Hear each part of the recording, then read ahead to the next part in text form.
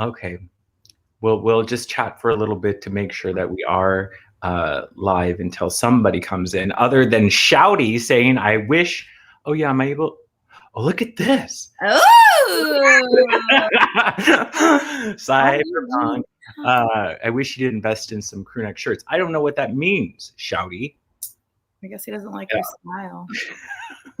It's okay. And this is why I'm worried, because this is the first video I've made in over a year. So, I don't know if anybody's still subscribed or not. So it might just be us. There's not 9 people. So there's somebody watching. We'll give a minute before we officially start. But this is now a tradition, right? It's our second year. It is. And you have to commit to doing this with me until the end of time. Can you commit? That's fine. I just need to read more and better books. On the live that you did with Mel, when you were asked about tags or something, and you were mentioning how like none of us really read enough to be doing tags and making them interesting. And I really so much because it's just like, hi Brianna. Hi Alex. How are you guys? There's someone here still subscribed. No, this is the mid-year tag for everybody joining us, where we're going to be going through our reading year so far.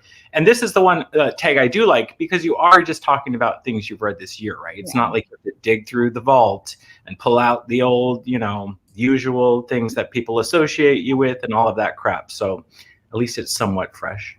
Yeah. Grace, hi. Oh, I miss Grace. Hi, Mommy.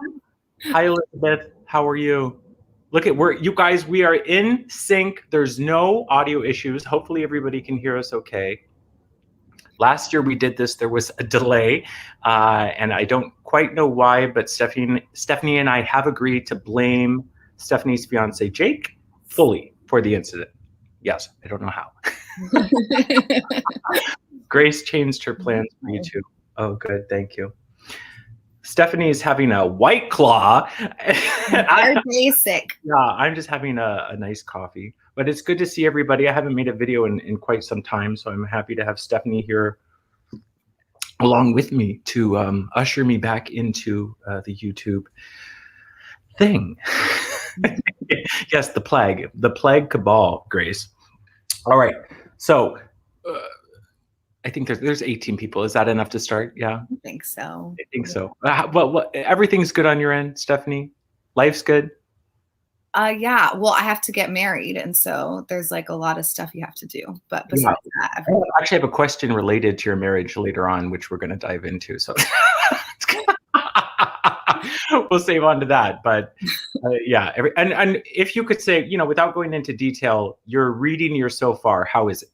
Is it a good year? I would say it's pretty good. I don't know. The problem is that this month, this is all I've read so far this month. Oh no, more poetry pamphlets. Okay. I didn't know the second one this year. You're never going to get through the subscriptions. Give it up. Give it up, Stephanie. Burn them. Burn them. What are we up to? November 2006? Like how what's going on? I have some psychological things going on.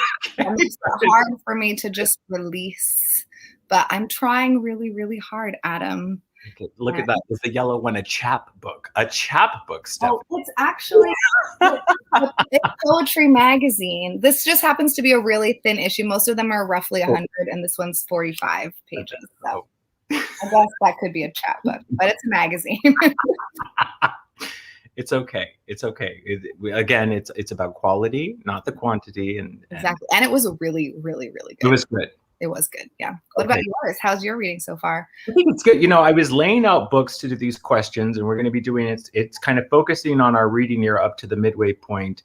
And I have just really strange, it's very strange mix of books, which I didn't think so before. But now looking at this, yeah, it's weird. There's a lot of weird stuff that people might not associate me and my reading taste. So we'll see. RR, thank you.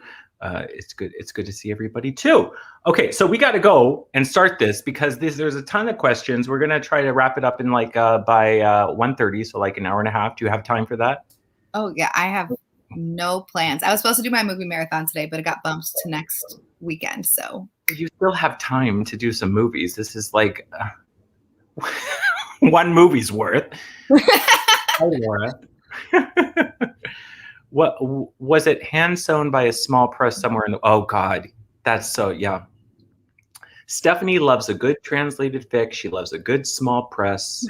yes, those are my jams. Yeah, those are your jams. It's the Poetry Foundation. They're like a legit thing.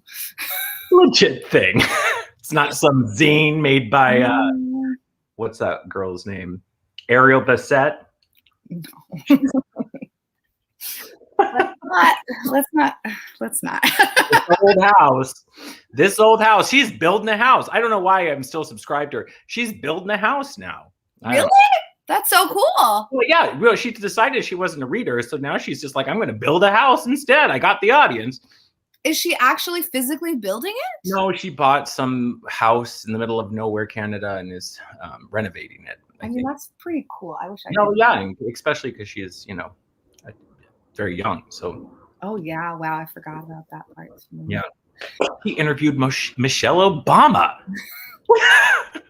I can't get Michelle on the phone, but Ariel Bassett rolls in with her. It's a whole thing.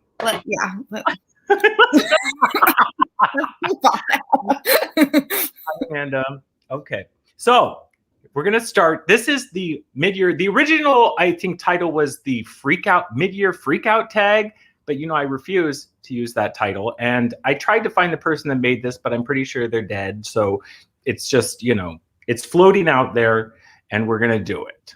Yes, rest in peace. I'm kidding. I don't think they're dead. They're just gone. I assume when people leave YouTube that they die, but. And the majority of isn't it weird to think the majority of your subscribers are probably dead people? What are you talking about? Well, like old people love reading, and then they just subscribe to these channels, and then they just kind of disappear. I think that everyone that watches my channel is between the ages of 25 and 40 and is a woman. And they're the only ones that are commenting. What did they do that? But yeah, okay. Mid-year book tag. Stephanie, you're going to start it out. Okay. Question number 1, it starts with the big bang, which is, what is the best book you've read so far in 2021? And I'm going to start off by cheating already. I have a fiction and a nonfiction. Perfect. And I read both of them for the BookTube prize, in case you're wondering. There we go. I'm not. Homeland Elegies. See, the problem too, though, is that my brain has been kind of mush, so I don't even remember. Am I supposed to talk about the books or just say that this is the book? I mean, maybe just up to you. You can say briefly what you liked about it. You don't need to go on a review, but Well, it just was really, really good. Oh, we forgot. Really quick, let me interject. We forgot to give the disclaimer that I'm in the middle of moving. Stephanie's had a very long work week. And we're both very exhausted, so we're just kind of going to ride this out and see what happens. So, don't worry about. Yeah. We don't need a reading rainbow moment if you. Okay. Okay. So yeah. So this is a book by Ayad Akhtar, which hopefully I'm pronouncing correctly, and it's fiction, but it feels like one of those fiction books that has a lot of personal stuff inside of it, and it just kind of runs the gamut of. Like just everything. Everything is in this book. I think the style and the writing is spectacular, and it gives you a lot of different perspectives and shows a lot of different ways of thinking about things. And is it a debut or? No, he's written other books, but it's possible. I think he's a playwright, so I think that some of them maybe are plays. But yeah, so the first. It starts and ends with his dad's relationship with Trump. And I think, they're Muslim. Okay. And so it has a lot to do with, So it's kind of like auto fiction. Yeah, auto fiction. But it's just so good and so well written. And it just makes me feel like, I don't know, I have seen behind his curtain, Right. He's shown a lot. And I loved it very much. And then my other best book is Cast by Isabel Wilkerson, The Origins of Our Discontents. It's Okay. hard because it's best book, not favorite book also. So these are the 2 best books that I've read this year, but I wouldn't say that they're my favorite books that I've read this year. You know what I'm saying? That's exhausting, but okay. I'm exhausting, Adam. I'm guessing that the fiction one was your front runner for the BookTube prize. Yeah. Yes. And then this one Did was it make it on to the next round? I think it's still in the running. Still in. Okay. Yeah, it definitely made it past my round, and I think it has made it past now at this point too. And this one has obviously made it past because this Isabel Wilkerson is absolutely brilliant. She's so smart, and this book is so good and jam-packed again with so much. Read it if you haven't read it. What does it focus on? The discontent. Oh, it's focused on like the caste system in the United States and how we are terrible. Yeah. And I like to read about that. So, you're a glutton for punishment, I know. I am. Well, it opens up your mind. There is a lot of like really horrific, there are very, very specific instances of, like violence towards humans in this book. And those parts are really, really difficult to read. But I think like the argument that she's making in general is really smart and intelligent. And she's obviously she's really great. Anyways, can I stop talking now, please? Yeah. Okay. Well, it's funny, there's a comment my buddy Richard Reads, who used to be a reader, used to have a channel, doesn't read anymore. But he read like one book this year, and he read it with me, and it's my choice for the best book I read this year. So thank you, non-reader Richard Reads, for prompting me to pick this up. But it's actually short, and I read like a lot of heavy-hitting, great novels this year. But a recent one, and it's a tiny thing. It's called Secret Rendezvous by Kobo Abe. Japanese, was published in '77. Abe wrote a lot about repressed sexuality and identity. And this is just a weird book about a guy who is awakened like at 4 a.m. An ambulance comes and takes his wife away to a hospital, and he doesn't know why. And he's drawn into this hospital, and this hospital is like a labyrinth, and everything's wiretapped. And he wears different clothes that are tapped in different ways to get in different areas of the hospital. And there's a guy named a Horse that gives him a notebook to investigate his own wife's disappearance within this hospital. And it gets very kinky. And it's just this really bizarre, and especially, Stephanie, I think you would love it because you're a fan of Murakami. Mm-hmm. And I've spent some time poking fun at Murakami through the years, but I've been having interesting thoughts about him lately. But he definitely, Abe was an influence on Murakami. And it's just kind of this Kafka meets kind of Lewis Carroll surreal crazy. So yeah, Abe is great, and this is one of his later novels, and he was just kind of getting weird, and it was just like, you ever just read like a short little thing that pops you, and it's just like juices you up. And even though I'd been reading some heavy good stuff, this was perfect. So thanks. Yeah, so Stephanie, put that on your list. That sounds really good. I'm going to buy that as soon as we're done talking. If you need an excuse. Okay, we're going to move on for time's sake. Abe is a bit weirder. Yes, Women in the Dunes is his most famous novel, which I have read. I did like a book to film club thing on it. Short-lived, but yes. Okay, so question 2. Shall I go first on this one? Please. This is the best sequel you've read so far this year. And it's funny enough, I had a lot of choices, which is weird. Wow. Like I read not necessarily sequels, but I read a lot of stuff that is within like series, and yeah, I had a lot to choose from. But I went with all of these are hard to see. John le Carré's Smiley's People. Have you read le Carré, Stephanie? I've got 2 somewhere, but yeah, spy novelist. He's most known for his George Smiley series, which is this kind of bumblefuck. Well, he's not a bumblefuck, but he's like the anti-Bond, meaning, he's not like a ladies' man. He's this pudgy, frog-looking motherfucker. Right. That, is also a spy, but that's why he's a great spy, because he's like the everyman, right? And this Smiley's People is there's like 9 Smiley books, and within the 9, there's a trilogy called the Carla trilogy, and this is the 3rd and final one, where he's facing his Soviet nemesis, Carla, who in the first book planted a mole within the circus, their version of the Secret Service. And he finally comes face to face with him and Smiley's people. And it's just like comforting. Like, I never thought I would be into like spy novels, but he adds like just this realism to it, and it just pulls me in. So yeah, I finally finished that trilogy. The most famous, you probably heard of Tinker Tailor Soldier Spy. Yes. Yeah. You probably. Do you have to read them in order? No, not at all. They're all except for the trilogy that starts with Tinker Tailor. You really don't. So yeah, you should. That's the problem, that I want to read them in order. So. Yeah, I'm the same way, and sometimes it's a mistake because the early ones are bad, and then you're like, I don't want to read this. So, But yeah, did you read any sequels or? I think I like looked through to see what I could find, and I only that I could see read 2 sequels, and one was The Walking Dead graphic novel volume 2, which was just fine, and the other was the 4th book in that horrible series, that Marilyn Robinson crap, Jack. Oh no, I still have those. You didn't have those. I've only read that one, number 4, so I can't really say. I'm going to try to read. I'm going to do something called Awful August, where I'm going to try to read all the books.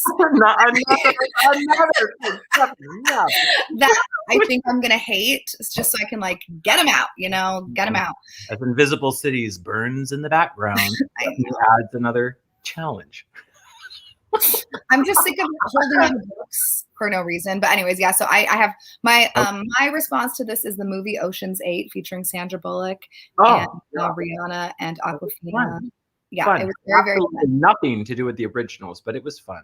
Yeah, it was very fun. So love when the shoplifting scene. That's all I remember from that movie, which was great. Shoplifting scene with Sandra Bullock at the beginning, where she's like, "Oh yeah, yeah, right." Sorry. There's a lot of theft happening in the movie, so I forget. I watched it 2 days in a row because I liked it so much. Wow. Okay. I should say.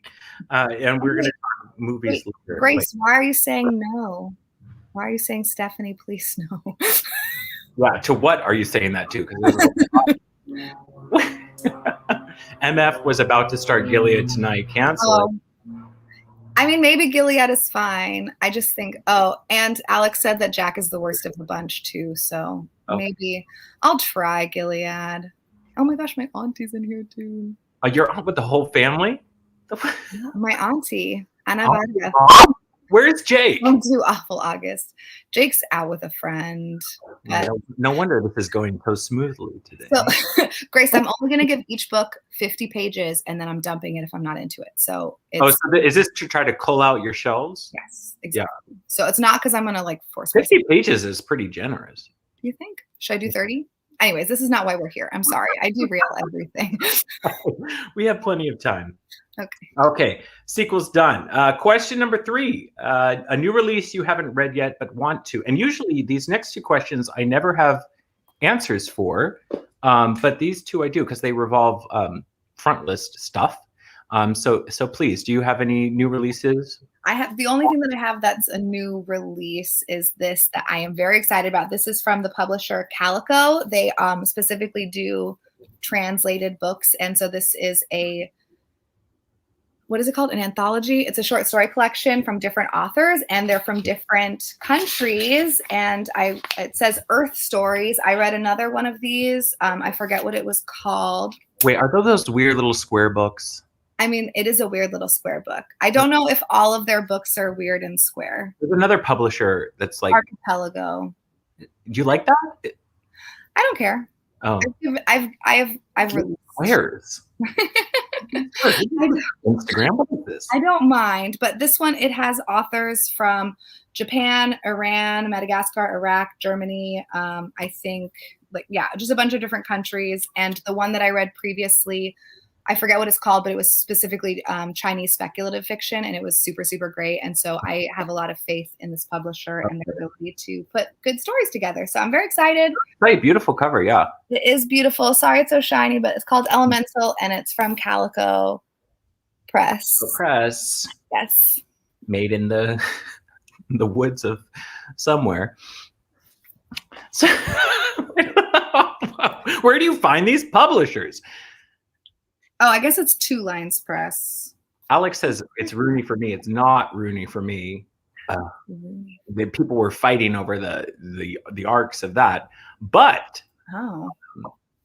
mine is. I got an arc, Stephanie. I requested an arc. You know how I know it's so. I know it's, you know, I very rarely, especially, you know, I'm not even really doing videos anymore. But I'm very selective because I'm not trying to hoard a bunch of crap. This isn't, you know, Adam's Bookish Musings where I'm just hoarding every little thing with a, you know, I'm browsing the future releases looking for something that, you know, has a cave on the front or whatever, you know, ticks your box. But one of my favorite authors is Edward St. Aubyn. He has a new release called Double Blind. So he's most known for the Patrick Melrose series. Another series of books I think you would love. He's so good. Patrick Melrose, it's a series about this asshole rich guy. I love asshole rich guys. Yeah. And it's such a good series. And I actually finished reading the 5th one earlier this year. It was another contender for sequel. So I thought it was fitting that, you know, Aubyn has a new book, Double Blind. It just came out June 1st. And yeah, I got it a couple months ago as an ARC. Stephanie requested it. Came in the mail. You are so fancy. I can't stand the ARCs. I hate people showing them, but I hate touching ARCs. Like, I don't like ARCs in general. I think that they're not good quality books. Yeah. You want one. Yeah. But yeah, I have no idea what Double Blind is about, but it is an anticipated release. That's yeah, what's going on? Valentina. Hi, Valentina. I'm intriguing the world. Atlantic slave trade. Okay, so I'm trying to keep up with these. Oh yeah, see, Bob Sphere, you know, the Patrick Melrose, especially Mother's Milk. I like the second one the best, the Bad News. It's very good, very good. Grace, I bought a new release recently, Animal by Lisa Taddeo. I have no interest in Three Women. Oh, Three Women was that controversial one that people didn't like, right? I've never heard of that. It was like a nonfiction about 3 rape victims, I think, and people were questioning her intentions. I don't know, maybe not. Oh man. Robin Hobb. Oh, but can we talk about Robin Hobb for a second? Robin Hobb is this fantasy author where everybody who doesn't read fantasy reads Robin Hobb, and I don't get it. I'm gonna read her. See why? Why? Because I don't know. Nobody has any idea why she's the one author. I'm gonna assume because there's something good about her books, Adam. I don't know. I don't trust it. There's something weird going on where it's like, you know, you've never picked up a fantasy book in your life and suddenly you're going to dive into a 20-part Robin Hobb mess? Well, I mean, I don't know. Okay. Oh. Richard said she's a good writer, so, you know, you trust him, so. Once a year I trust him. Okay, what's the next one? Question number 4 is your most anticipated release for the second half of the year. And shall I go for this one? Yeah. I obviously don't have it here, but Dennis Cooper, he's one of my favorite authors. He's has a pretty large cult following. He writes books about he writes queer novels about very brutal subjects, brutalized twinks, drug addicts. I mean, they're so grotesque and so over the top that it does almost cross into like a humorous territory. I actually read this is one he has called Guide. And yeah, they're all about young, beautiful, drug-ridden, gay, bisexual, abused teenagers and bizarre, horrible things that happen to them. And very like 90s/Y2K sort of feel about them. And he hasn't published a book in 10 years and he has a book coming out in September, his first. And yeah. There's a lot of pressure, no? Right. Yeah. Well, yeah. And, you know, he does have a cult following and the new book's called I Wished. and it comes out in September. So I'm looking forward to diving into the filth of that. Yeah. So rare, it's so nice. And I know you too, also, as someone who doesn't read a ton of front lists, it's nice when you do have like, oh, wow, I really like this author and they're going to come out with a new book. I just don't feel that very often, right? Yeah, no, I don't care. Do you have anyone though? No. No. I don't have a book. Not at all. There's a lot of small publishers that are coming out with books, and a lot of them are translated, and those are the ones that I would be interested in, but I could not give you a specific title of someone or a book that I'm really excited about. But I do really want to read Dennis Cooper. Every time you read him, I'm very jealous, and I'm like, I need to read one of his books. Oh, good. Well, and then I don't. September might be the time because, yeah. Does it have a floral cover? Oh, yeah. And Laura's another one. Laura loves anything Y2K. So we talked over that. I don't know why that reminds me of the movie Hackers. Oh, well, yeah, all of those great. I mean, that's why during the plague I was a cyberpunk. Oh, right. Because, like, yeah, yeah, that's like that was so long ago. That's very 90s. Okay, let's move on. So we don't care about new books. Yeah. Question number 5 is the biggest disappointment. And again, I probably said this in previous years. This is always interesting because it doesn't mean necessarily the worst book you read. It means the biggest disappointment, right? Maybe you had a perception going in or an expectation and it was failed. Yeah. Please. Again, this is not my least favorite book of the year by far. I read that crap Milltown and I want to burn that book. I feel really, really sad that I didn't like this more than I did. I read Showa, the first volume of Showa, right before I read this, and I think it just ruined me because that book was basically perfect. And this takes place in Tiananmen Square, and it has to do with the massacre that happens. And so it is a graphic retelling, but it's like a memoir. It's just not well written. Like the flow isn't good. It was really quite disappointing. It was fine. Yeah. It's hard. So with those, I haven't read a lot of graphic memoirs. It's usually like the writer is also the artist. Yeah. So for this, it's different. So Lun Zhang, I think, is like the person that was there that participated, and then I think he moved to France.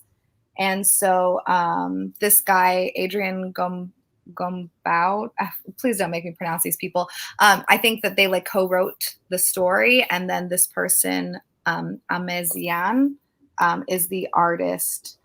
But it's just really frustrating. The art or the story that fell flat? It was the way that it was written. I don't really know how to explain it other than I feel like it was going for something and it was trying to do something and it just fell really flat. There was a lot of my least favorite parts, and I talked about this ad nauseum on my channel, so I feel like so repetitive. But part of the story is like him on a stage kind of explaining things, and then it shows the actual like quote footage of what happened, and those portions really annoyed me because it's like a TED talk where he's just kind of interspersed, and I just hate it because all of a sudden, like, oh, he's got a remote and he's turning on a TV, and it's just like, what are you doing right now? I don't care about that at all. But like, limited space here, people. Yeah, I mean, I think the art is really nice, and I think that they were trying to do something really important, which is probably why it was so disappointing. Because like, this is such an important story and something that should, be. And enjoyable is the wrong word, but I shouldn't feel annoyance while I'm reading it. I should feel, other emotions. Yeah. Well, that was a womp womp. Yeah. Well, on my end, again, I not the worst thing I read by any means, but again, the most disappointing is cows.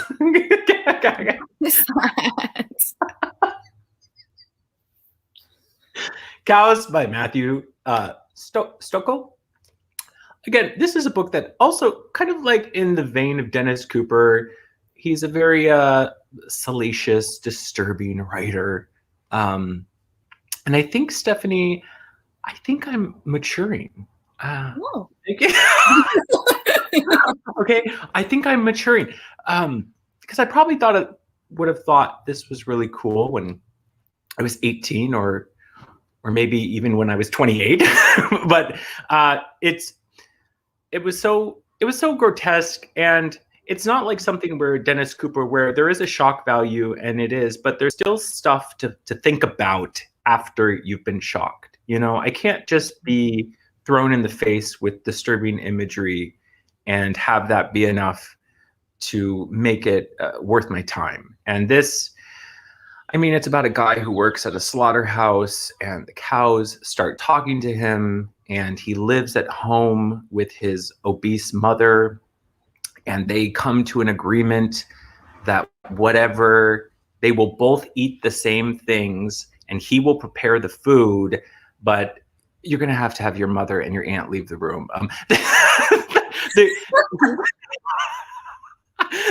He starts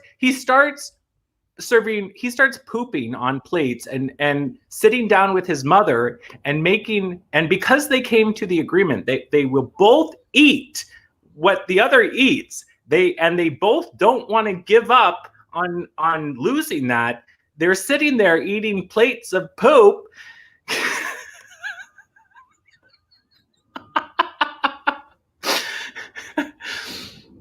And they're retching and they're vomiting. Are you sensitive? Okay, sorry. It's okay. I have some water. The point is, That sounds terrible. Yeah, what is the point of that? It is, and that's the point. That is the point. I guess there was a point. There was a commentary on the slaughterhouse and the cows and everything, and it got very disturbing. But I didn't feel like it was just, sitting there pressing the button, and you'd get a zap of disgust, and then you were left kind of hollow. Unlike Dennis Cooper, which has equally as disturbing stuff. I mean, in this book I mentioned, Guide, there's a sex scene between a midget and a twink, and the midget accidentally kills the twink during rough sex, and he tears him open through his asshole and pulls out a glittery piece of poop. I mean, there's a lot. But see, again, my reaction to that is to laugh as opposed to like. And there was commentary within that, kind of, this message of like this hidden beauty in these young, damaged gay men, But the point is, Cows by Matthew Stoke wasn't a hit. It's leaving the home. Disappointing. Brad Reed says, "Are white authors okay?"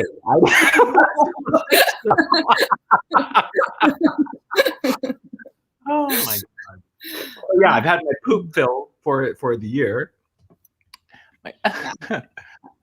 Biggest disappointment was Vagabonds by Hao Jin Feng, a big sci-fi that takes place on colonized Mars. Yeah, I feel like that sounds like it would be good. I guess that's why it's a disappointment, right? Right. Yeah. Exactly. Okay, disappointment. So, question number 6. How are we doing on time? Oh, we're only a half hour in. We're doing good, Stephanie. I feel like we've been here for hours and hours. Is that a good thing or a bad thing? It's a good thing. It's because I enjoy your company so much. Okay. Question 6 is the biggest surprise. Whose turn is it? I don't remember, actually. I think it's yours. You just went. Okay, well, this is going to be another mini tangent. And nobody in this room is going to believe that I read this book. And I can't believe that I read this book. This was a Christmas gift from my sister, who is not a reader, and she knows not to buy me books. Okay. She's an audiobooker. I think she'll listen to a celebrity memoir, which this is. So she got this for me for Christmas, and I actually buddy read it with my good friend Ursula, who I've done videos with on here, and we had the best time reading it. But are you ready for this, Stephanie? Yes. I'm so excited. And then a hero comes along. The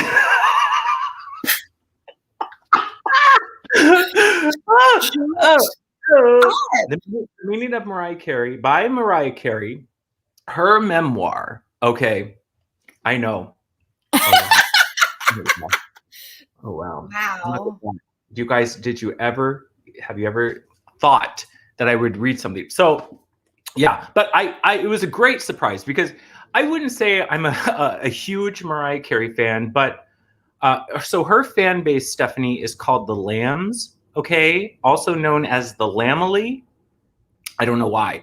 And I don't think I'm a lamb, but I was a child of the 90s, right? Like we all grew up listening to Mariah Carey. Like she was the biggest pop star and defined the 90s. And I haven't really kept up with her since then for the last movie, Glitter. No, but we didn't, none of us watched the movie, but we lived through the breakdown. She had a breakdown, remember? No, but I watched the movie many times. Oh, good.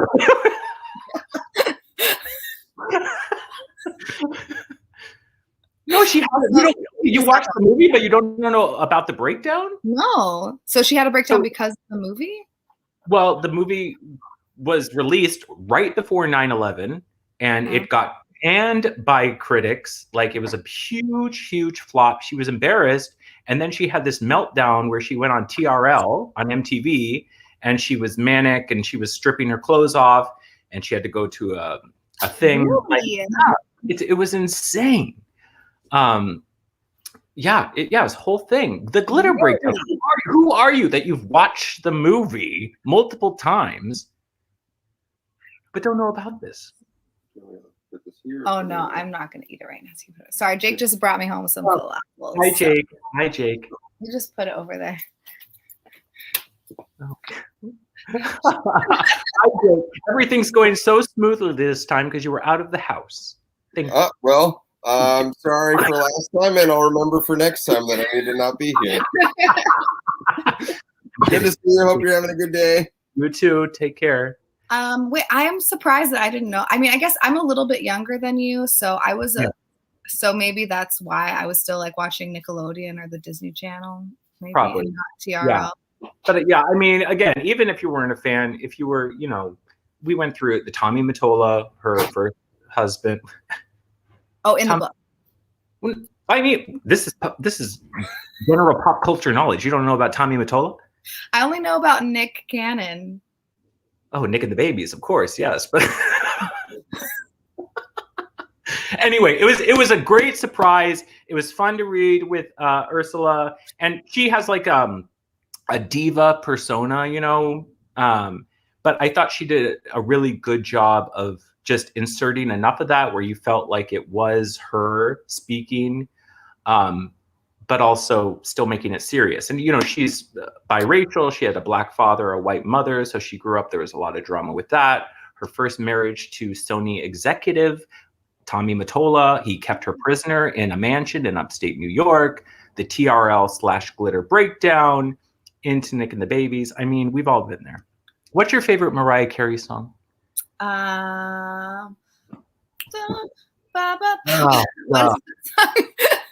No, it's the Dream Lover. How does that one go? Dream lover, come rescue me. Da da da da da da. All her songs. I think I was listening to like Garbage and. Oh God. I know. I was too, Stephanie, but it was like an eyeliner, like a heavy. Mariah Carey. I know. Her Christmas song. All I Want for Christmas Is You. That's my favorite one. I'm basic. Remember White Claw? Okay. Sick. Fantasy, Grace. Yeah. One Sweet Day collab with Boyz II Men. Oh, Grace, in my middle school, a child died by hanging himself while masturbating, and they played. Are you kidding me? No, asphyxiation, Stephanie. He accidentally hung himself. Did you say in middle school? Yes. And they played Mariah Carey's One Sweet Day through the loudspeakers at school all day. It's tragic. It's just tragic. Sorry to put a damper. Yeah. Okay. Okay, Stephanie. Well, the point is Mariah Carey's great. Stephanie, what is your biggest surprise? Bad Love by Mame Blue, which is a romance book, which is also not my jam. Why are you laughing? It's like the segue.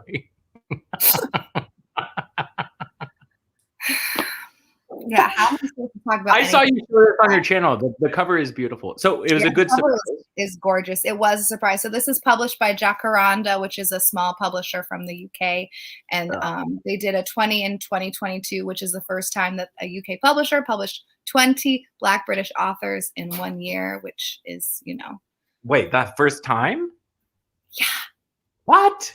20. That's not even that many. That's and they're insane. a small press. It's ridiculous. But anyway, so they so this is one of the books from that series, and it's really good. It's, you know, you're following a young girl who lives in London, and she has a romantic involvement with a guy who is like a musician type person, and he's like really hip and really cool.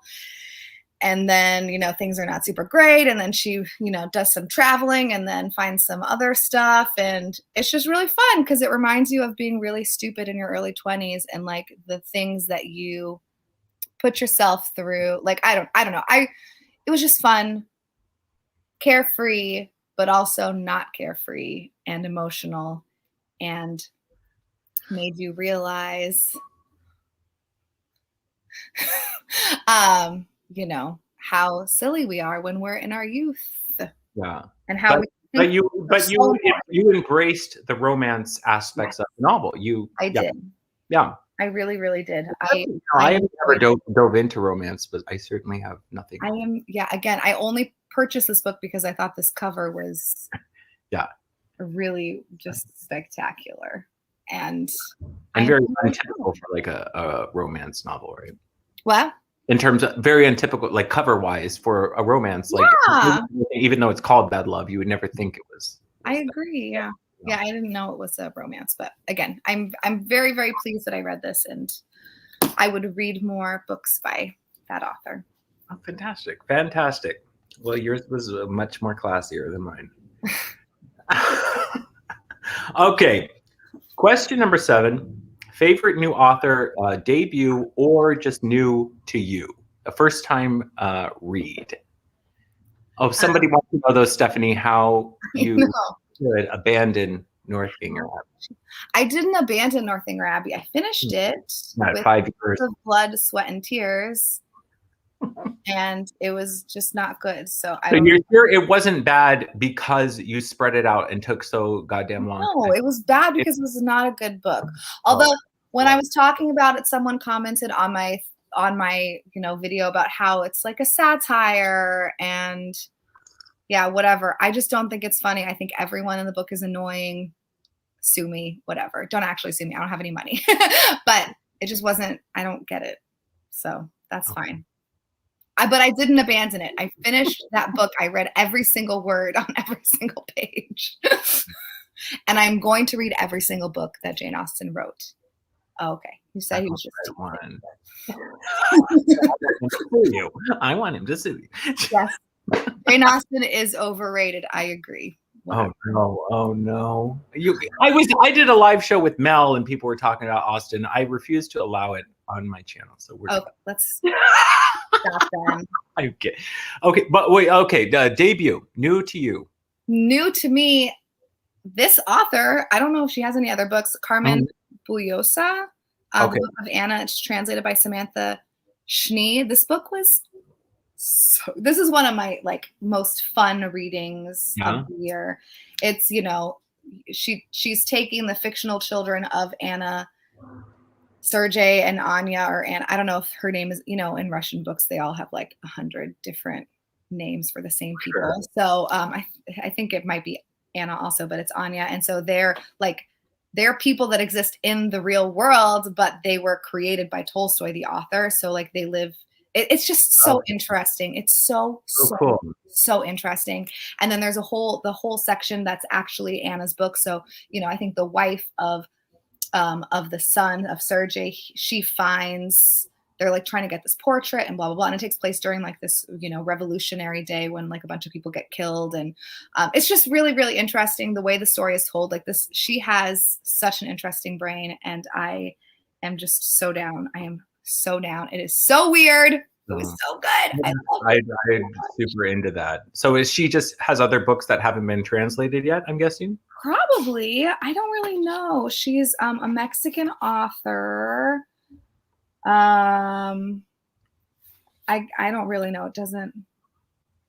I don't know if it says it in here. I probably should have looked into this. Oh, and this is published by Coffee House Press, which is also a small publisher, in case you guys were wondering. What a show. What? What a show off. Just so you guys know that my copy of Cows was also from a small publisher. Okay. I don't actually know what her deal is, if she's written other things and they haven't been translated, but I hope that she writes more and more gets translated, because it was just so clever and so well written, and just something that like it sparked so much joy. What is that? What the condo lady says? Yeah. Lots of joy. That's the funny thing about now. There's this, so much great translated fic being pushed forward, but now it's like competitive, because you find these little gems that you want to do good, because this author may have a long history of work from their country, and suddenly it's like last year I read Hurricane Season, which was one of my favorite reads of last year. Who wrote that? Oh God, it's for you guys. Who wrote Hurricane Season? Fernando. Someone in here knows. Oh my gosh, someone in here definitely knows. But like that book was a huge success, because you now know, like, she's gonna have she has a ton of other works, and she's well known through Latin America. She'll now have her other works translated, which is great. But who's to know? Also, wasn't that published by Fitzcarraldo? No, New Directions. Yeah. Oh, okay. So a little. I think they they did it in the UK. They okay. Yeah, different. That may be mine. Melchor or Melkor. Okay. You probably know the pronunciation stuff. But yeah. Biggest you're always good at pronouncing these. I also had it. Yeah. No. Okay. You go. Go. So mine. Wait. What are we doing? Maybe you were new to me. Mine is cookbooks. Isn't this? This is it's weird to see a cookbook in Penguin Classics, I know. But yeah, what is that? So Elizabeth David, she's a very famous food writer. I mean, she's up there. A lot of people today don't know her as well, but she's right up there with Julia Child as far as her kind of influence in bringing European, both French and Italian cooking to, in her case, England, writing about food for what at that time in the 50s and 60s would have been the housewives of the UK. And this is her very famous cookbook called French Provincial Cooking. Just one of the formative cookbooks. Again, up there with Julia Child's Art of French Cooking, or whatever it was called. And it has a reputation for being, for more advanced cooks or whatnot, which I don't think it is. But I think maybe for today's cook who are used to like going online and you search for a recipe and they have a list of the ingredients, and us like people in the UK and in America, when you look at a recipe, it's so stupid the way we cook in terms of everything having to know the exact measurements of everything.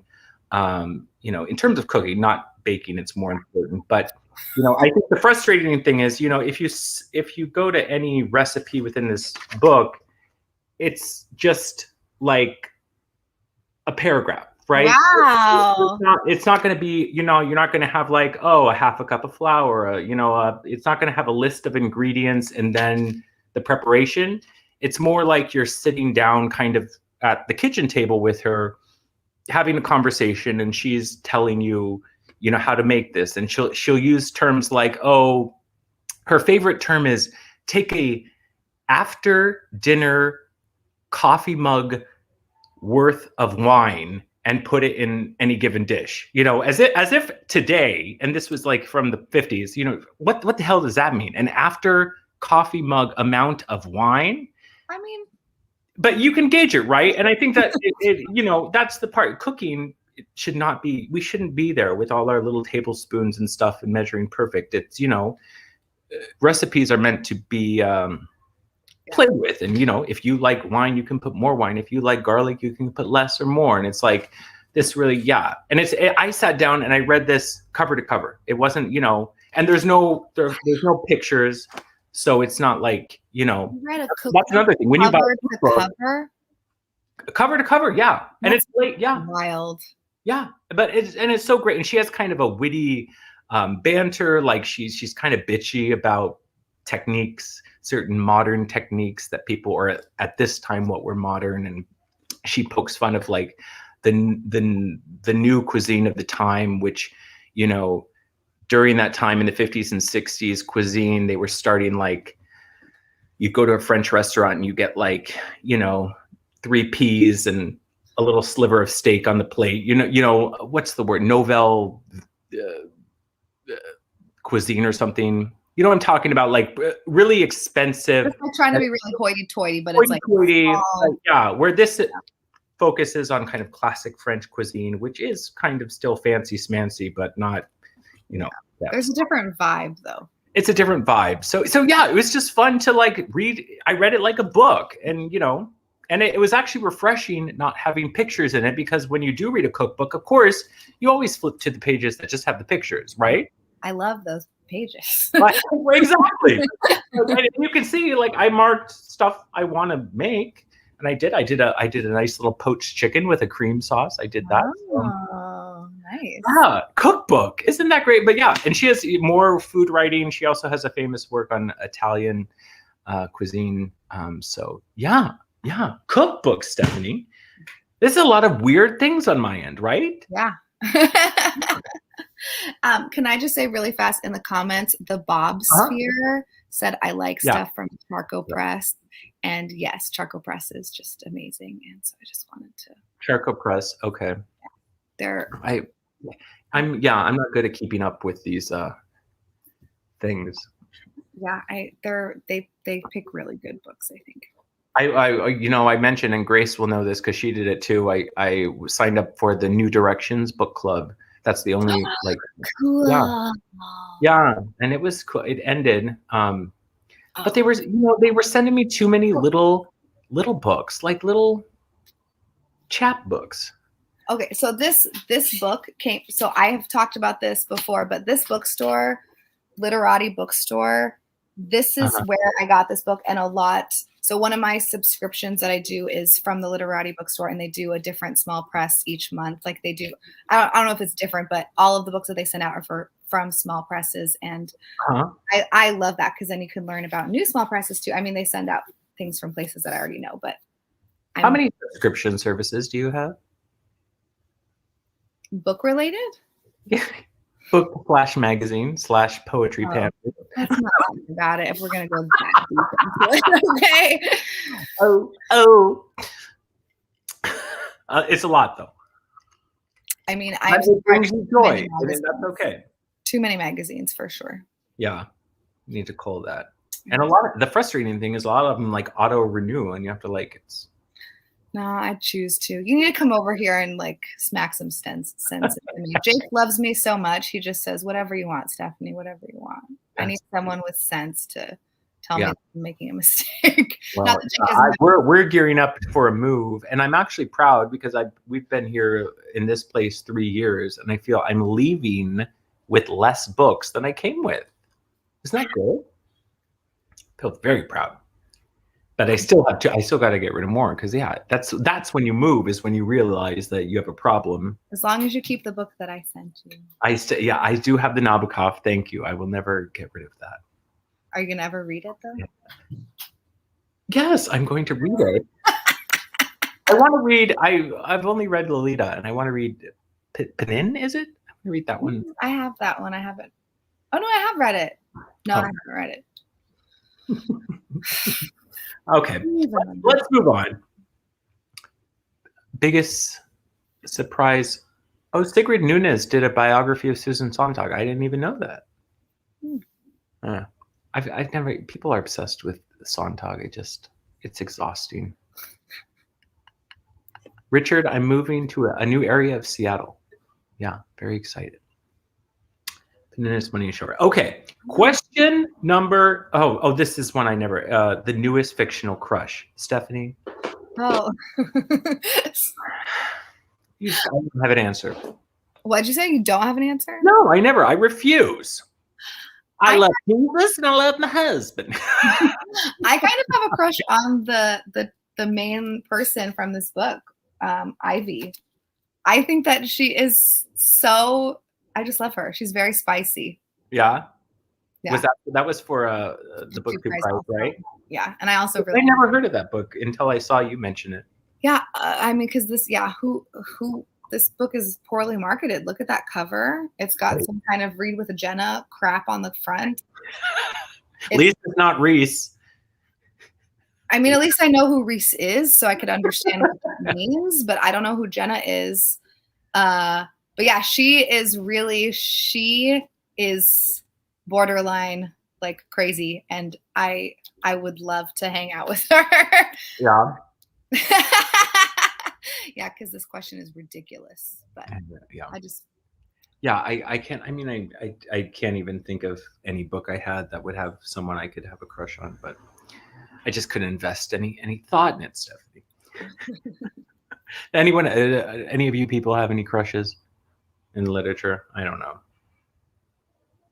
There was a funny like book drama I saw this morning on Twitter about, I guess book TikTok now is a whole thing, and there's all these dumb people on there saying stupid stuff, and there's this big controversy that women fetishize and gravitate towards male on male books, but they don't want to read lesbian fiction, which was, I don't know, it's interesting. Yeah. I feel like that's been a thing for a while, but I think that's like in a specific genre of readers that I don't know anything about. So yeah, I don't like reading about gay people at all. Unless they're tearing open their ass by a dwarf, I don't want to read about it. Sorry, is Stephanie's mom still here? Is the auntie still here? Oh no. Probably, but sorry, you guys. We'll get over it. Okay. Question number 9 is your newest favorite character. Oh, should I go? Probably. Okay, I don't know anymore. So mine is, I finally settled down, you guys, and banged out Middlemarch earlier this year. And my favorite character is Mary Garth. Mary Garth, who, Middlemarch is famous for its large cast of characters.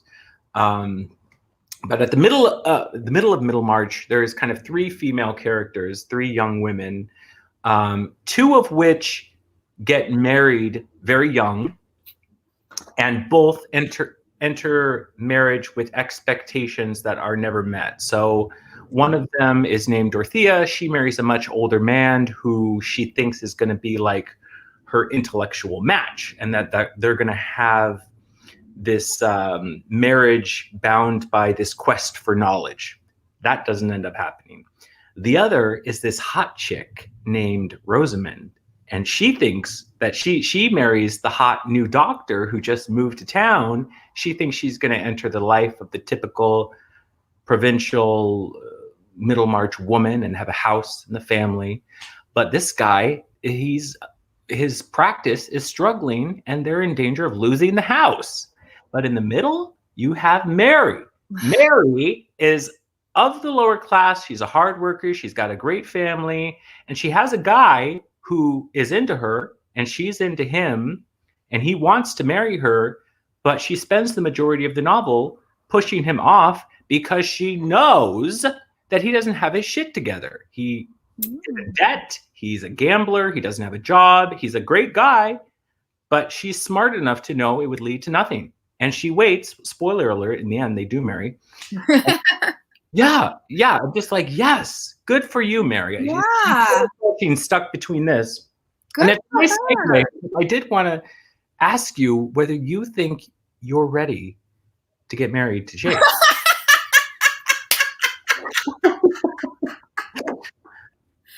We've been together for 10 years. But does he gamble though? God, no. I mean, not that there's anything wrong with gambling. But I mean, is he well bred? Does his family have his state? Very well bred. Okay. His family's very nice. Yeah. I see. Okay. Yeah, no. So I don't want you to be like these two ladies stuck in this, you've been together 10 years. Yeah. When are you getting married? In February. So it was delayed. Was it originally supposed to be last February? Yeah, this one that just passed. We were supposed to get married on our 10-year anniversary, so instead we're getting married on our 11-year anniversary. Oh God, that's so exciting. Yeah. And it's going to happen this time. Yeah. Are you nervous? Yeah. Yeah. It's a lot to do. Are you like into like planning a bunch of stuff? Like, is it a big thing? I don't know. We just got our save the dates, so we're gonna hopefully do that tomorrow and send them out finally. Oh, that's exciting. Yeah. Did you get your dress yet? I did. I got it last year when I thought we were going to get married this past February. So. Well, I'm just telling you, you never know, because I'm married and Tay gambles. He has these wild gambling parties with the Time Mafia here in Seattle, and it's out of control. It's out of control. Really? Hard cash flying, drinks, screaming. I mean, it sounds like fun. Well, I didn't sign up for it. I didn't sign up for that. How was your wedding? What did you guys like? It was in and out. We got married at the courthouse and then had a big reception at Pike Place Market at a French place in Pike Place Market with all our friends. It's perfect. Yeah. I know the actual wedding aspect of it though. No, in a courtroom. Well, I mean, our friend is going to marry us. Like, it's going to be in the same. We're not like going to some like big church or whatever, but yeah, it'll be fine. Everything will be fine. Everything will be fine. Of course it will. Yeah. Okay. Well, so what was your new character? Oh, so my newest favorite character. I guess for 20 minutes. Yeah. What? Oh. Was the main character from this book, Yona. I loved her. I loved this book. The Disaster Small press book, you guys. What? This is another small press book. It is. It is from Counterpoint Press. Counterpoint. By Eun, translated by Lizzie Bueller. She's a South Korean author, and this book was so good. It is about disaster tourism. So people that do like plans to go to areas of disaster, and so they go. It's a lot of like look-a-loos, and she's not happy in her job or something, and so she's the one of the people that plans. Oh yes, Alva, read it. It's so good.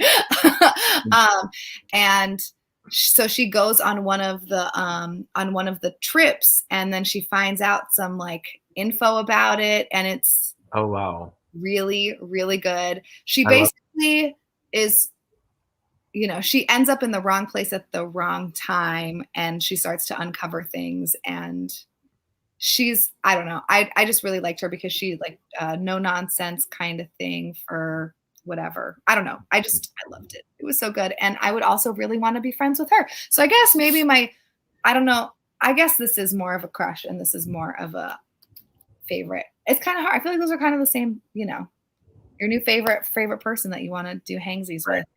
Yeah. Yeah, I guess. I mean, I'd hook up with Mary, Yeah. Like she sounds like she knows with benefits, yeah.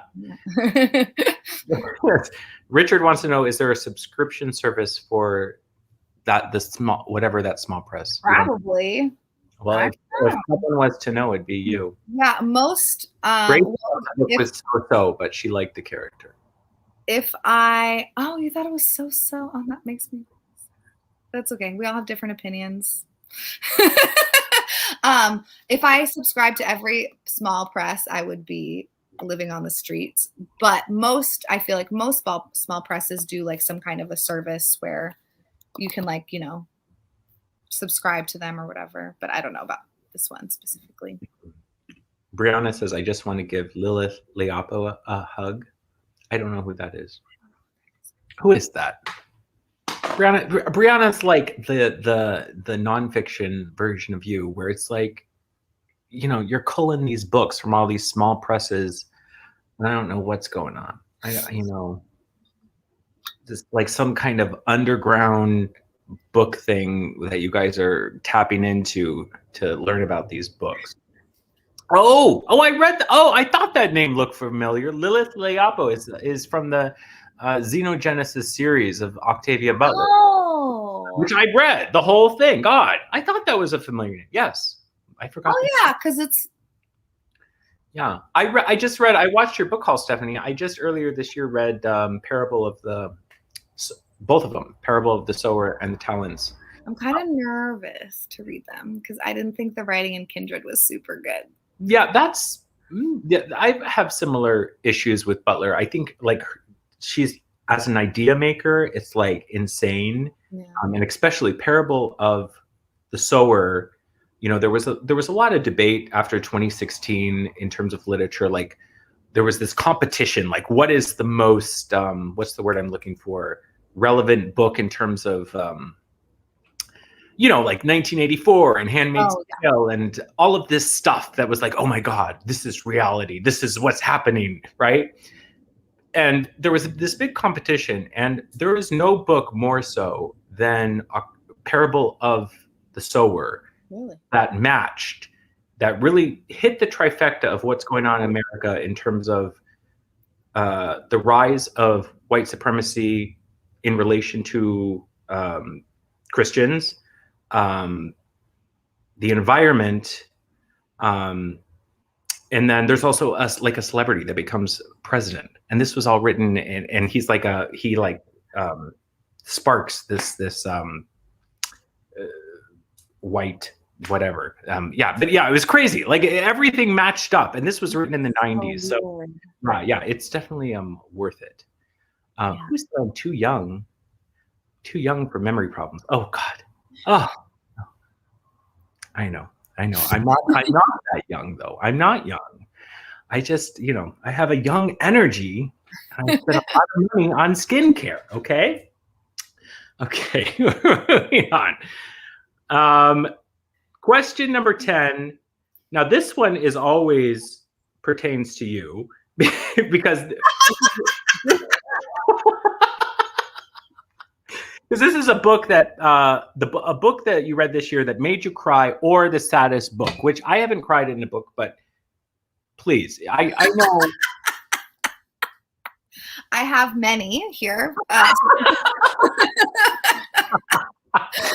So I do want to say Shuggie Bain made me cry so much. Do you think I would like Shuggie Bain? Because I'm on the fence.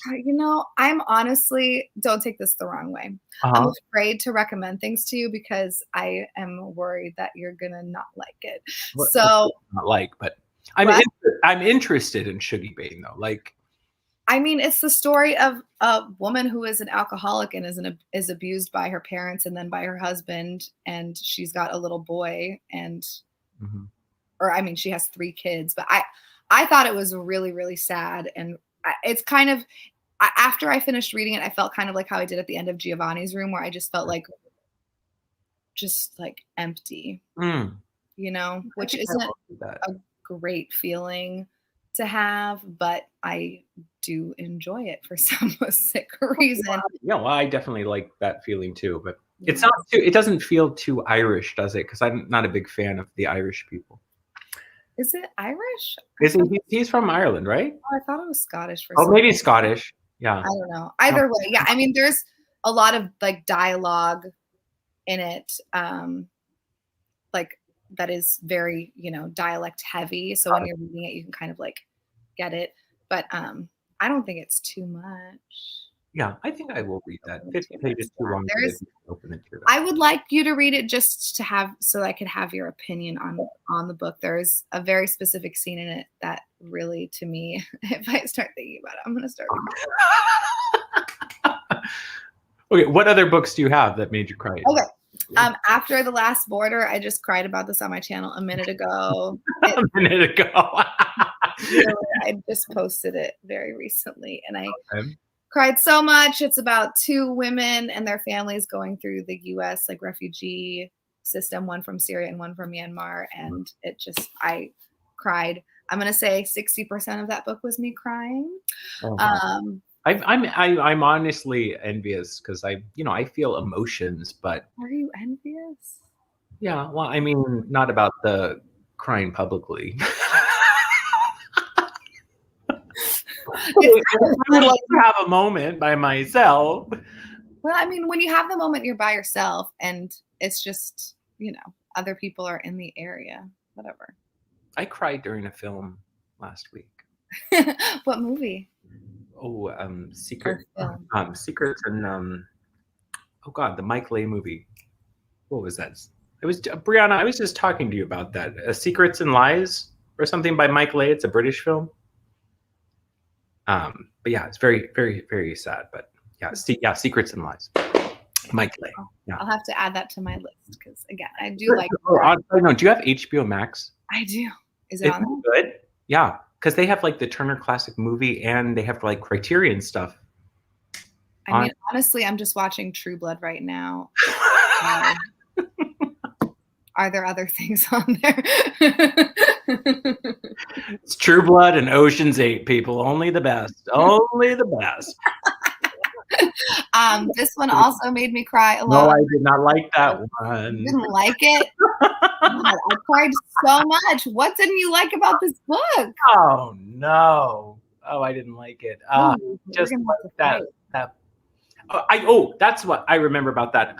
It was two separate books that didn't need to be it. Like the stuff with his mother, powerful, impactful. Right. Eased into the second hand part with the stuff with the drug addict boyfriend or whatever.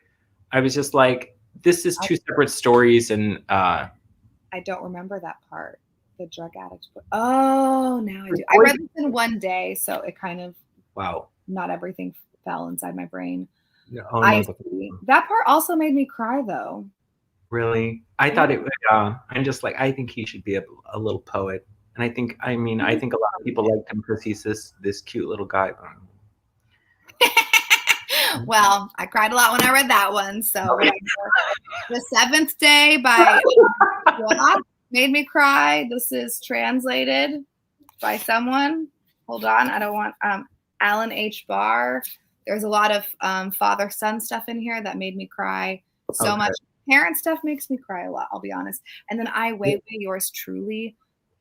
I cried so wow. I never saw that. Yeah. Too. I'll send you my video where I talk about it and cry because he talks. There's 5. What is that? It's so good. So this is Ai Weiwei did a what is it called? Like an art installation at what is the place? Alcatraz, where he has different prisoners of conscience. I think that's what they're called. Okay. And he does a Lego. Let me see if I can find it's an art and essay book, but he has all of these different so he makes out of Legos portraits of all of these people, and then he also has an area where you can like learn more about each person, and then you can write postcards to them. So these are like postcards that you can send out yourself that I'm like torn. So it's like a whole little interactive. Exactly. And so there's essays about, like him and the thought behind it, and then there's 5 different people that he highlights specifically, and so it is a little essay kind of questionnaire with them, and then different examples of postcards that they were sent. Oh wow, that's cool. I cannot express to you how much this book touched me. Yeah, that's impressive because that's a hard to compile what is essentially like a collage book like that, and to tie that together. It's so and like emotion, Yeah, and reading the essay specifically by the people that were imprisoned, and how meaningful getting those postcards were to them, and how it made them feel connected. It was fantastic, and I recommend it. It was very good. I got it for Jake, but he never read it, so. I read it. Sure, he'll get to it eventually. Is that all your tearful? That book? I can remember. I probably cried more. I cry easily. I don't have one that made me cry, and this is the one book I forgot. It's upstairs somewhere, but I read it. I read it with our good friend Kathleen Ann and Britta Bowler earlier this year, and it is, I don't want to say her name wrong, Woman at Point Zero by Nawal El Sadawi. She was super familiar. She was an Egyptian writer. Women at Point Zero, her most well-known book. Very short thing. It's about an Egyptian woman who, at the beginning of the novel, we learned is, or she's an Arab woman. She's imprisoned on death row for killing somebody, and then the novel flashes back through her traumatic childhood and her going into prostitution. Kathleen Ann.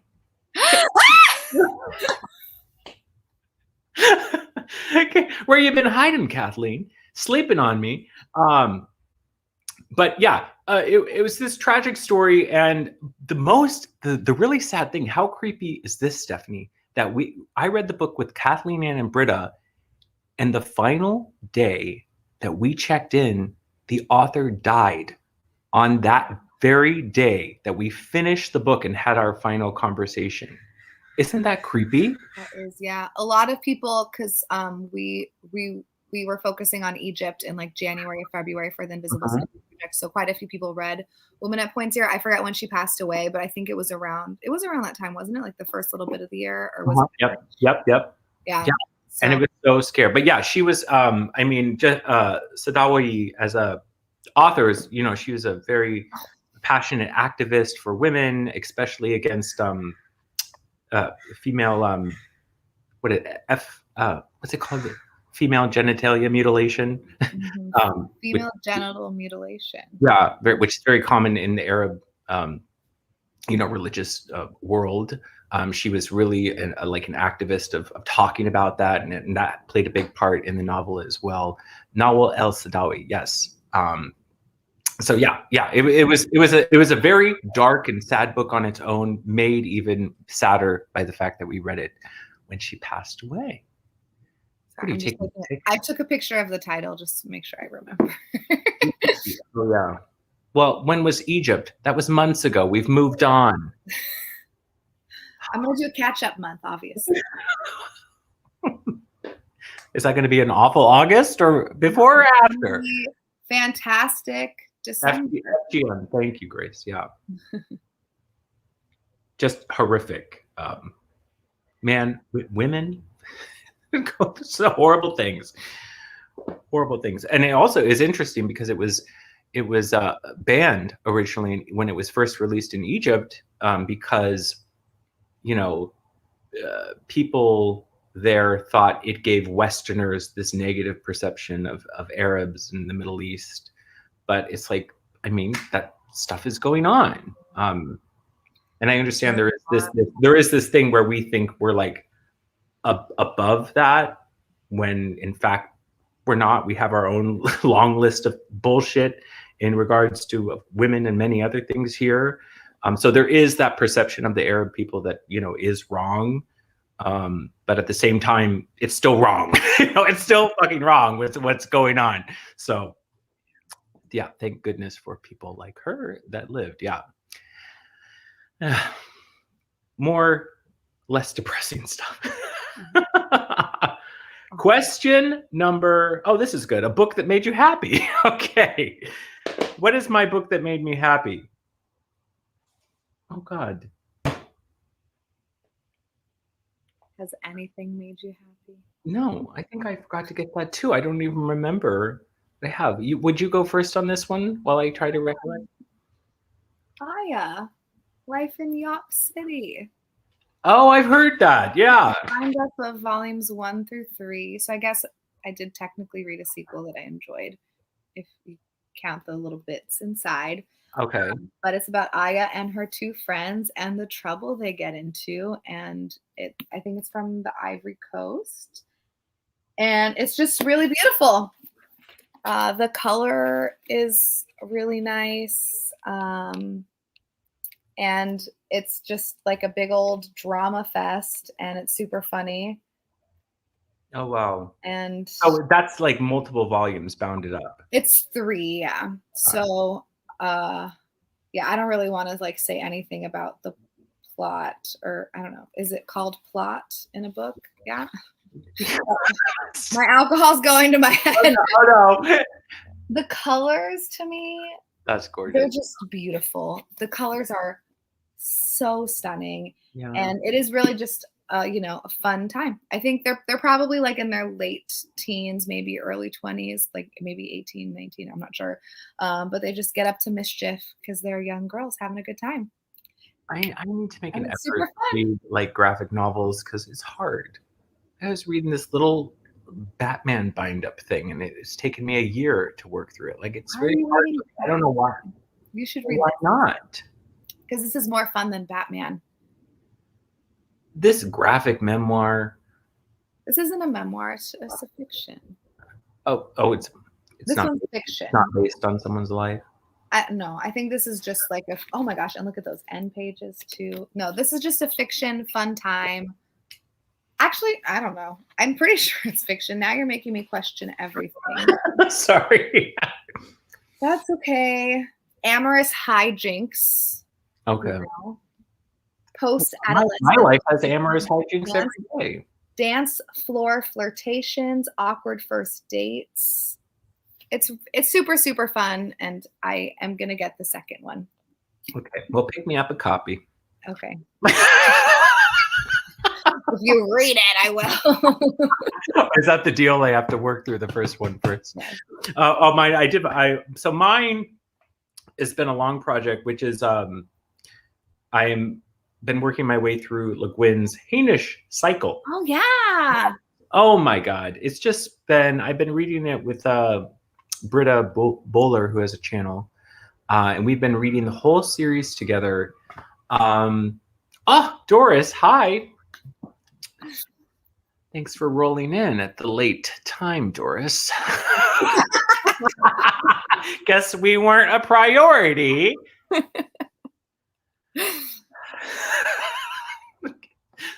Ursula K. Le Guin is incredible. She's just, and it's the sort of thing where it's like so deceptively good, where I'm reading the book and I'm like, I'm enjoying it. This is good.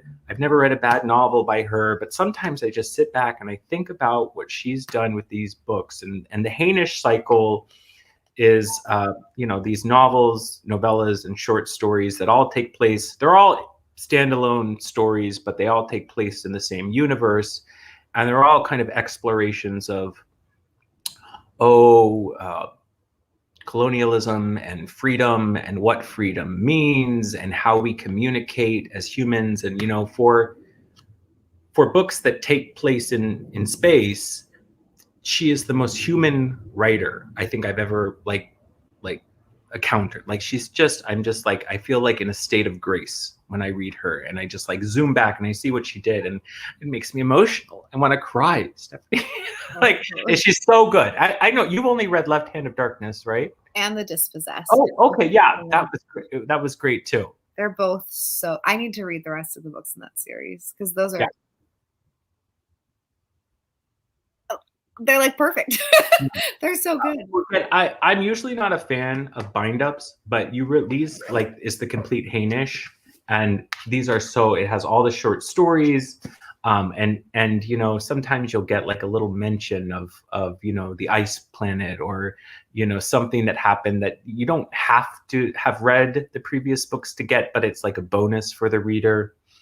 And right now we're reading one called The 5 Ways to Forgiveness, which is a collection of 5 kind of linked short stories that take place between these 2 slave planets. And it just makes me so happy. It's just such a joy, and great to read sci-fi. Like it's just like makes me happy, so sci-fi is a good time. It's a good time. I don't read, and it's tough because when it comes to genre fiction, I do primarily read like general fiction, literary fiction. So I feel when I do turn to genre fiction, whether it be fantasy, sci-fi, mystery, spies, I tend to read like the foundational authors. Like I'm not very adventurous simply because I don't have time. And I know within the world of sci-fi, there's people that spend all of their time reading that and they know all these little gems. But I do find, you know, if I'm reading genre fiction, I do, you know, if I'm reading mystery, I'll stick with Raymond Chandler, you know, stuff that's like tried and true. And Ursula Le Guin is one of the real deals. So yeah. What's the best book to start with? I used to say Left Hand of Darkness, but I actually think her short stuff, she has one called The Word for World is Forest. It's like 100-page novella, and would be a great taste to start with Le Guin. But I started with Left Hand of Darkness, and it was great. Yeah, it was great. Yeah. Okay. Oh God, we're running out of time, Stephanie. We gotta get through these questions. Okay. Wait. Are you losing your steam? I don't know. I could go. Let's go. I can go. We're gonna finish. We're gonna finish. Okay. Oh. Hi, Books and Pizza. Good to see you, Mary. What's the next question? Oh, I don't have a. Oh, yeah. The favorite book to film adaptation you saw this year. I don't have that in my question list. Oh, well, you better open that letterbox real quick. I'm opening it right now. My favorite book. Ocean's 8? Was that adapted from some Jane Austen novel or anything? Which one? Ocean's 8. Probably was a book last week. True Blood is an adaptation. I'll go first so you have time to work, okay? Mine is this is Stagecoach by the great John Ford, which John Ford, primarily known for his westerns. Stagecoach, it's a bit of a cheat because it's like nobody knows the story. It's by, oh God, I lost it in my notes. See how prepared we are? It's so the movie Stagecoach is based on a short story called the Coach to Lordsburg by Ernest Haycox. And this was the movie that introduced John Wayne to the world. And I was never a big John Wayne fan. Like, I think he's kind of built up as this kind of joke now within kind of modern pop culture or whatever, the consciousness. But, you know, you watch this movie, and it wasn't his first movie, but before this, he was kind of viewed as kind of a C-list actor. And John Ford, like, put him up. And this movie has a very famous shot of John Wayne where he's standing in the desert, and the camera, it does this surreal, like, quick zoom of him standing in the desert. If you search it on YouTube, you'll find it. And it's just like, you just like look at it and you're like, yes, wow, that's incredible.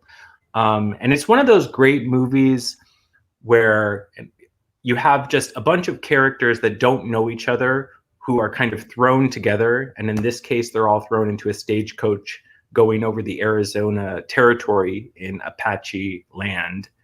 And one of those great like ensemble casts where it's like a bunch of odd characters who are all stuck together, and you know they just kind of have to deal with each other.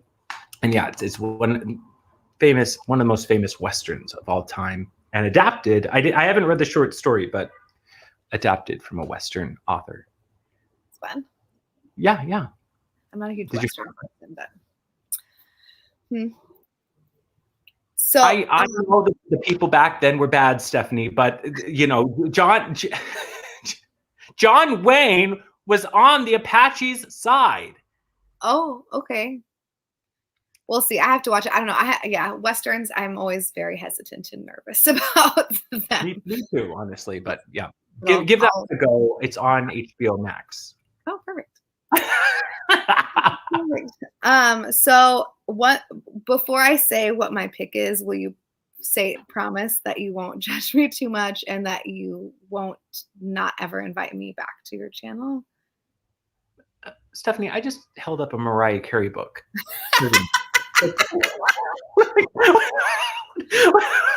So my favorite adaptation is Crazy Rich Asians. Oh God, really? No, I agree, really. I didn't see the film or read the book.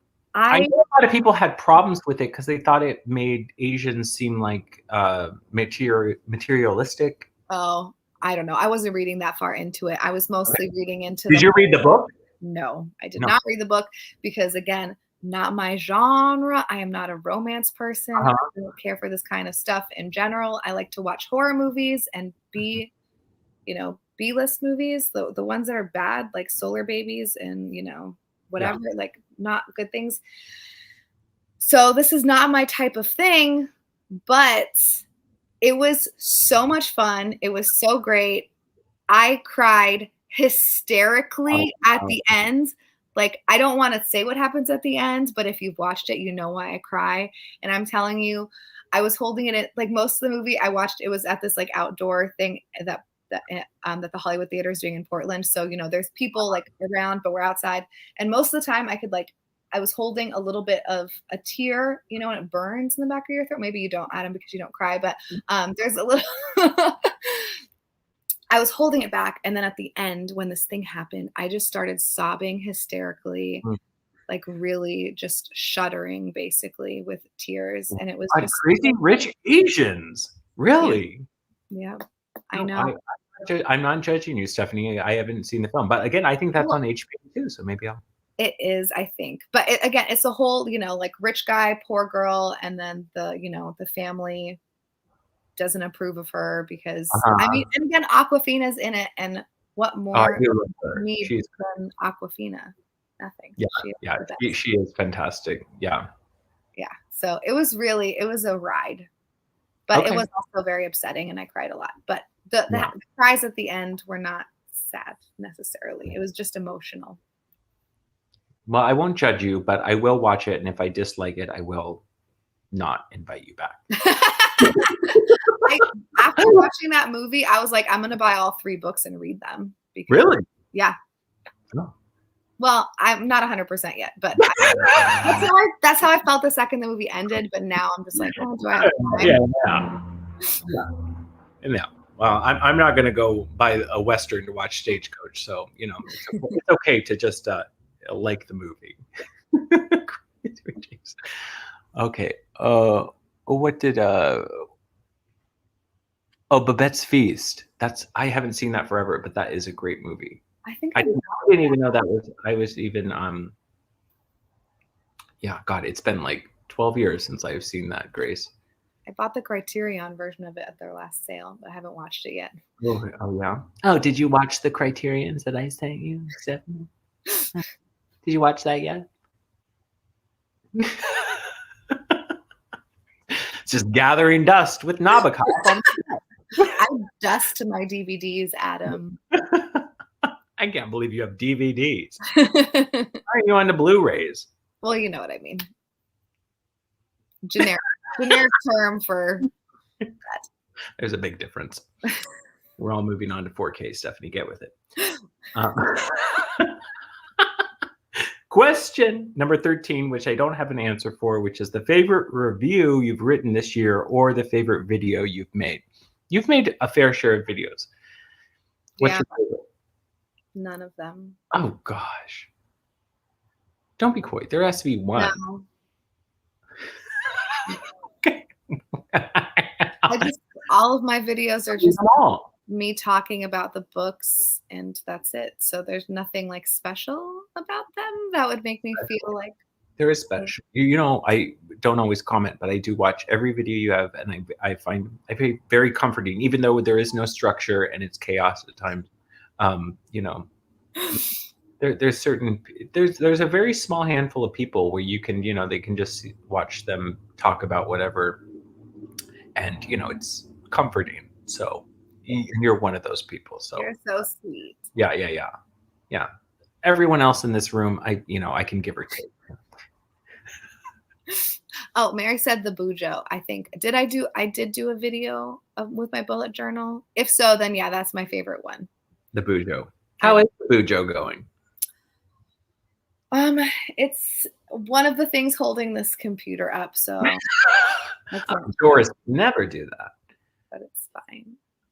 I was talking to Doris on Voxty the other day. I was sending her a download message that I have a small sticker collection. Yeah. Oh, I sent you some stickers, didn't I? You did. Not? Did you use those? I haven't yet. I've got like, so here's the thing, is that I have just my brain just doesn't work in the way that other people's brains works maybe. So I have like a stack. I basically, anytime that someone sends me something, I feel compelled to send them something back. So I have it still over there because I still have to like, I don't know. I feel like I have to like do more to you for you. Oh, so I'll send you a list of stuff I need. Okay. Okay, question. Oh, I lost it. Question number 14. I always like this one. This is the most beautiful book you've bought or received so far. And I always cheat. Once again, my answer is from the end of last year, but would you like me to go first? Please. I don't know. Maybe because at the holidays, maybe I tend to get beautiful books. So this technically is not from this year, but close enough. And this is another, I remember last year was a big book too, but this is the poet or the photography of Todd Hito, with one of my favorite photographers, and might recognize if you've ever seen the Raymond Carver editions in the US, they use his photography for all the covers. But this is called House Hunting, which has some of his most famous photography. And he's most known for, I think, what he refers to as, he goes on night walks and he takes pictures of suburban houses at night,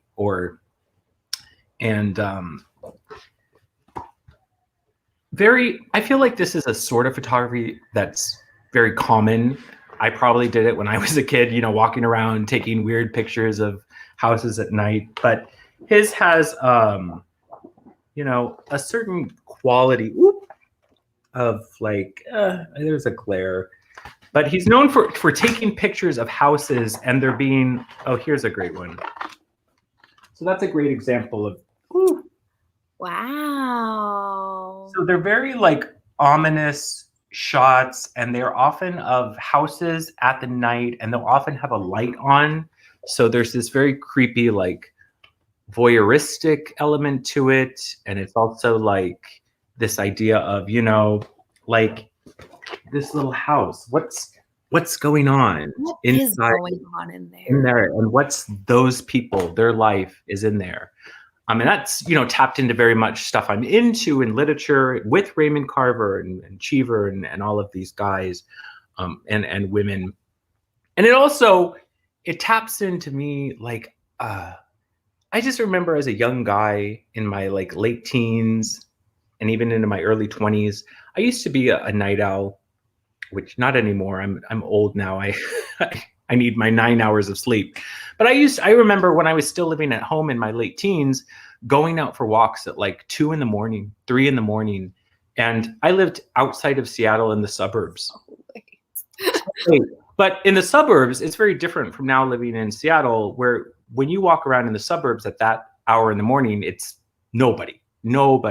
So I would go out and, any kind of mental problems I was having, it was, I could listen to my iPod and walk around the cul-de-sacs and look at the houses, not in a creepy way, but walk. There's something very relaxing, but also ominous about walking in the dark and walking by houses. And I don't know, his stuff taps into that. So yeah, I'm a big fan of his. Yeah, that reminds me. Lately, Jake and I have been going. We did it like a couple weeks ago, where we would walk around the neighborhood after dinner. So it's like around 8:30 at night. So you can see into people's houses if their blinds are open and like see them doing things, and it is the best. I love it, and it makes me feel kind of like a creep, but it makes me feel like connected to strangers. I don't know. It makes me feel like I like it. Yeah. Nice. Yeah. There's something kind of creepy yet comforting about it. Yeah. What about you? Most beautiful book? I have two. So Parable, and these are just because the covers are pretty. Parable of the Sower. Oh yeah, I've seen those. Those are beautiful. They're so yeah. Pretty. I feel like it doesn't come out as pretty in the screen. And then this one too. So nice. This is translated by Edith Grossman, and Oh, very beautiful. that's everything. That is beautiful. You haven't read either of those? I read this one, and it was okay. It was a little bit above. If your book's okay, but it's beautiful, are you going to keep that? Yes, I'm gonna keep it. Really? There was one poem in here that was like, the problem is that this is like the kind of poetry that is that goes over my head, and that is difficult for me to read. So it's not because of the book, it's because my brain is bad. So maybe I will be better at it later when I'm older and wiser. But you think it's something you could return to? And I do, yes. Yeah, that I really love that feeling of, you know, finishing a book and thinking, you know, this book might be smarter than I am, but that you can return to it at later times in your life and know that you can grow with it. That's like a cool thing. Yeah. Doris says Lauren Groff's short story collection, Florida, has a great story with that peering in the neighborhood's windows vibe. Yeah. Well, because I've got that up there somewhere waiting for me. So. Yeah. Yeah. I mean that there's looking in someone's window and thinking about their life and what's going on is so interesting. And, you know, or thinking about people when they're not around other people and what they act like is very disturbing but fascinating to me. Like me, we all have different versions of ourselves. And to know that, Stephanie, you might, even in the person that you spend the most time with, which is Jake, I imagine, you still might, there might be another version of you that's different around Jake than you when it's just you. And that's so scary, even though you might not even know it. Maybe. I don't know. Oh. I feel like the only time I'm like really different is when I'm at work, you know. Right. Yeah. You're not bursting into tears in front of clients. Oh no, I do sometimes. But you know. Yeah. Yeah. We have our work, you know, we have our YouTube persona. This is not the real me. This is not. And I don't want you people necessarily to know the real me.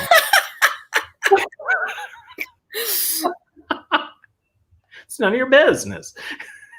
Okay.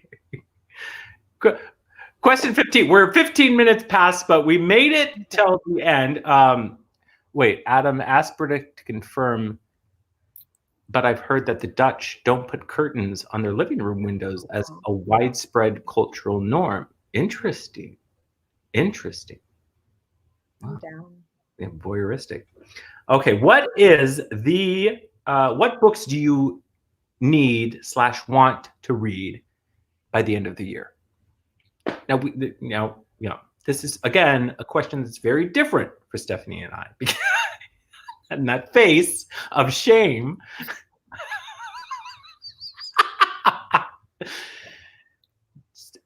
So we've talked about this before, and I embrace it. Stephanie and I are different readers in the fact that Stephanie likes structure, she likes community stuff and challenges, and that drives a big portion of your reading. Where that I can't do that because I can't do that. But as always, you're behind on everything. Absolutely. Well, I mean, yes, of course. I'm always behind on everything. You're always behind on everything, but that's okay. It is fine. Yeah, it's fine because you're not being paid for exactly any of this. I mean, my thing though is still. I mean, I put out a video towards the end. I think it was like in August or September called "My Shame" of all the books that I've started and haven't finished. And so every year I'm like, I need to finish. No, I did not finish Les Mis, Grace. Okay, it's still on my card. I finished Northanger Abbey though, and I think I finished a couple other. But the problem is that I've added books to it also, so I'm gonna do like a part 2. Someone make a note that if we don't finish Les Mis by the time we do this video next year, you're gonna delete your channel. Deal? I mean, that's fine with me. Just kidding. Actually, I'm not the most upset by Les Mis. The one that I'm the most upset by is 100 Years of Solitude.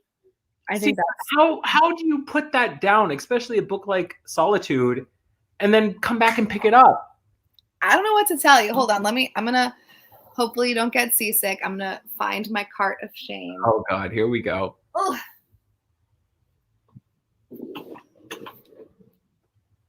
I feel like, I mean, you know, most of these books, I don't think there's any of them that I don't remember what was happening when I put it down, except for the only one that I'm like, I don't really remember, but I don't care, is A Clash of Kings. So if I where I am, I read all of those books. What'd you say? I read all of those books. I can't believe it. Yeah. Yeah, this is the only one that I can't tell you, like I'm confused about where I am in the book. But really, that's impressive. I just can't. I can't do that. So that's impressive that you can, you know, take big breaks. It probably does lessen my enjoyment of them, but oh well. That's the luck of the draw, you know. Yeah. Maybe that's the sign of if it's a really great book, as if a book can fight through all this bullshit that you put the books through, then it's a great book. Because if I can remember clearly where I'm at in The Brothers Karamazov, and I'm only 40 pages into that, and I started it many years ago, but I don't even remember.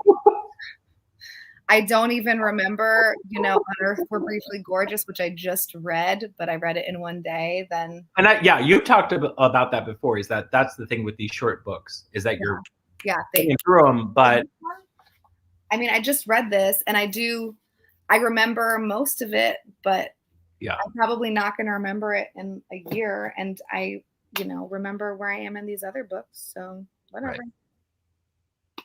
You know, again, it's. If it works for you, it works for you, and you eventually. I mean, you finish Northanger Abbey, right?